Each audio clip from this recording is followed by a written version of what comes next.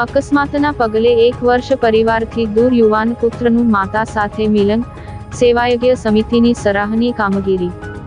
Railway અકસ્માતમાં બોલવાની શક્તિ અને જમણો પગ ગુમાવી ચકેલ મૂળ આંધ્રપ્રદેશના મુસ્લિમ યુવાનને તેની માતા સેવાયજ્ઞ સમિતિ ખાતે લેવા આવી પહોંચતા હૃદયદ્રાવક દ્રશ્યો સર્જાયા હતા। ભરૂચમાં સેવાની ધૂની ધખાવનાર સેવાયજ્ઞ સમિતિની ભરૂચમાં આગવી ઓળખ છે। ત્યાં કોઈ પણ નાતજાતના ભેદભાવ વગર નિરાધારોની સેવા કરવામાં આવે છે। 1 વર્ષ પહેલા મુંબઈ રેલવે અકસ્માતમાં બોલવાની શક્તિ અને જમણો પગ ગુમાવી ચૂકેલ મૂળ આંધ્રપ્રદેશનો મુસ્લિમ યુવાન મુસ્તફાને સારવાર માટે મુંબઈની થાણે પોલીસ સેવાયજ્ઞ સમિતિ ભરૂચમાં મૂકી ગઈ હતી।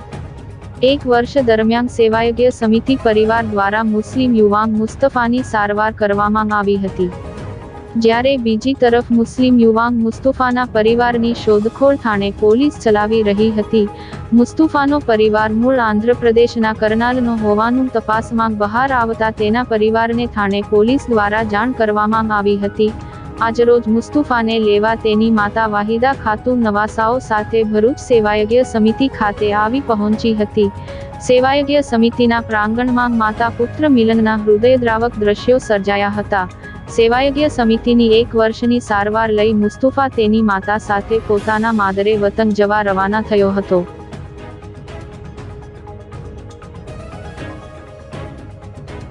हमारा नाम वाहिदा खातून है सर। हम आंध्र प्रदेश करनूल से रहने वाले हैं सर। क्या घटना हुई थी लड़के के साथ? नहीं सर, ऐसा घूमने आया था गाड़ी पर, 3 व्हीलर्स गाड़ी पे घूमने आया था। आके रेलवे स्टेशन पे गाड़ी रख दे के रेल चढ़ के मुंबई को गया सर।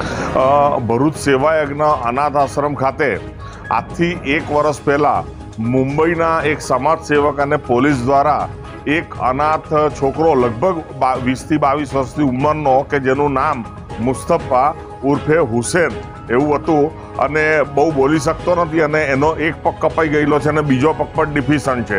તે અહીંયા અમના આશ્રમ પર અમારા સેવાગ્રામમાં મોકલવામાં આવેલો હતો। અમે તેની 1 વર્ષ સુધી સારવાર કરી અને દરેક પૂછપરછ કરતા એમનું આખું ફેમિલી મળી આવ્યું છે અને એમનું ફેમિલી કરનાલ ડિસ્ટ્રિક્ટ આંધ્રપ્રદેશનું છે અને ત્યાંથી એમના મમ્મી અને એના ભાઈ બહેન આવેલા છે અને આજે એને સારી અને સ્વસ્થ હાલતમાં એમને એમના ફેમિલીને એ છોકરાને સુપરત કરીએ છીએ।